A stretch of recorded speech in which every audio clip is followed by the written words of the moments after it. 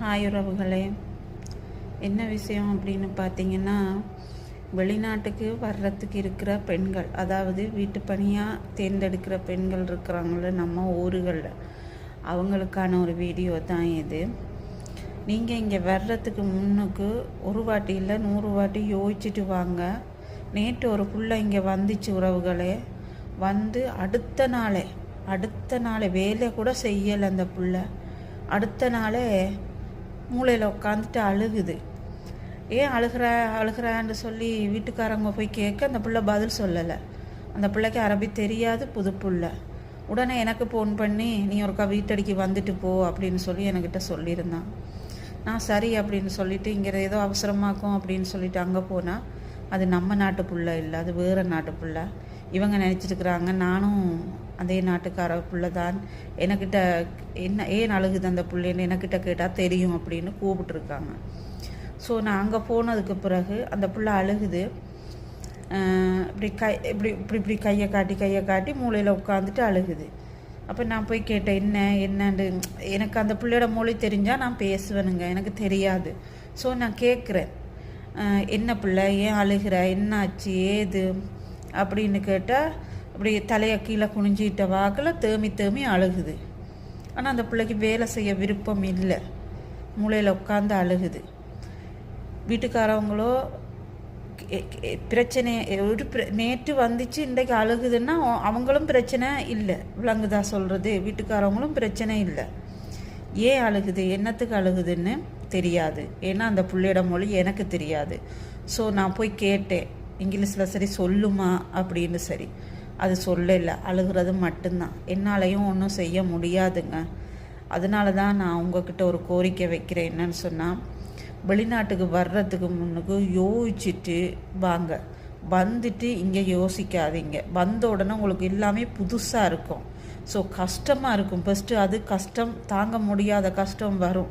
ஏன்னா அது எனக்கும் இருந்துச்சு. வந்த புதுசில் பிள்ளைங்களை விட்டு, அம்மா அப்பா விட்டு, நம்ம நாட்டை விட்டு, சொந்தங்களை விட்டு புதுசாக வந்து இன்னொரு நாட்டில் புதுசாக இருக்கும்போது அது வித்தியாசம் வேறவாக இருக்கும். அது சொல்லி புரியாது. அதுதான் அந்த பிள்ளைக்கு நடந்திருக்குமென்று நான் நினைக்கிறேன். ஓகேங்களா? புதுசாக வார நீங்கள் யோசித்து முடிவெடுத்து வாங்க. தயவு செய்து நீங்கள் வந்துட்டு அழாதீங்க, போப்புறண்டு அழாதீங்க. இல்லை உங்களால் வேலை செய்ய முடியலையா, நான் சில வீடியோக்கள் போடுறேன், நீங்கள் பாருங்கள். பார்த்துட்டு உங்களால் முடியும், ஸ்ட்ராங்காக என்னால் என்ன வேலை கொடுத்தாலும் நான் செய்வேன் அப்படின்ட்டு நினைக்கிற நீங்கள் வாங்க. வந்து இங்கே கஷ்டப்படாதீங்க, வந்துட்டு இங்கே அழாதீங்க. ஓகேங்களா தங்கலாம்? உங்கள் நல்லதுக்கு தான் நான் சொல்கிறேன். அந்த மாதிரி உறவுகளே நிறைய கஷ்டங்கள் இருக்குது. நீங்கள் தங்கங்களா யோசிச்சுட்டு வாங்க. வந்துட்டு இங்கே அழாதீங்க. வந்துட்டு நீங்கள் இங்கே அழும்போது அவங்க உடனே உங்களை நாட்டுக்கு அனுப்ப மாட்டாங்க. உங்களை கொண்டு இங்கே உள்ள ஏஜென்சிக்கிட்ட தான் உங்களை விடுவாங்க.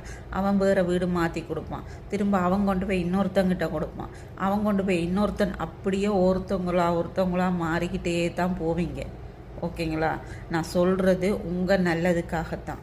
ஓகே, நான் எந்த நல்லதுக்காக நான் இந்த வீடியோ போடலை தங்கங்களா. நீங்கள் யோசிச்சுட்டு வாங்க. வந்துட்டு இங்கே யோசிக்காதீங்க. நான் சொல்கிறது எல்லா வீடுகள்லேயும் இல்லை, ஒவ்வொரு வீடுகள்லேயும் இந்த மாதிரி பிரச்சனைகள் இருக்குன்னு தான் சொல்கிறேன். ஓகேங்களா? ஆனால் இந்த பிள்ளை நடந்தது என்னன்னே தெரியாது. வீட்டுக்கு வந்து முதல் நாள் வருது, அடுத்த நாள் அந்த பிள்ளை அழுகுது. அதுக்கு என்ன காரணம்னே தெரியாது. அந்த பிள்ளைக்கு தான் தெரியும் என்ன காரணம்னு. ஸோ வீட்டுக்காரவங்களும் பிரச்சனைகள் இல்லை. ஏன்னா நைட்டு முதல் நாள் நைட்டு வந்துச்சு, அடுத்த நாள் வேலை ஒன்றும் செய்யலை, தூங்க விட்டுருக்குறாங்க. காலையில் எழுப்பினோன்னா ஃபுல்லாக அழுகுது.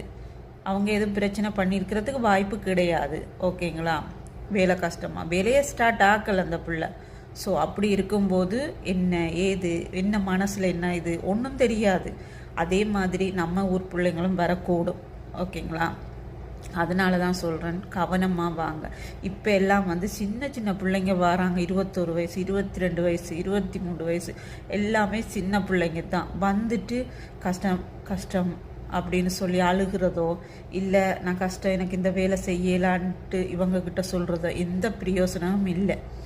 நானும் எத்தனையோ வீடியோக்கள் உங்களுக்கு போட்டிருக்கிறேன். எல்லா வீடியோக்களிலையும் நான் சொல்லியிருக்கிறேன் இவகிட்ட, எனக்கு ரொம்ப கஷ்டம், இதெல்லாம் தனியாக தூக்க இயலாது, பாரம் அப்படின்னு சொல்லியிருக்கேன். அந்த சோபா செட்டெல்லாம் தண்ணியில் நினச்சிட்டா பாரங்க, தண்ணியில் ஸ்பொஞ்சு தானே உள்ளுக்கு ஒரு ஆளால் தூக்க முடியாது. ஸோ அப்போ என்னத்துக்கு வந்தனின்ற அளவுக்கு கேட்பாங்க கேள்வி. ஸோ அது எங்களுக்கு பதில் சொல்ல முடியாது. ஏன்னா நம்மோட தப்பு வெளிநாட்டு வாழ்க்கையை தேர்ந்தெடுத்தது.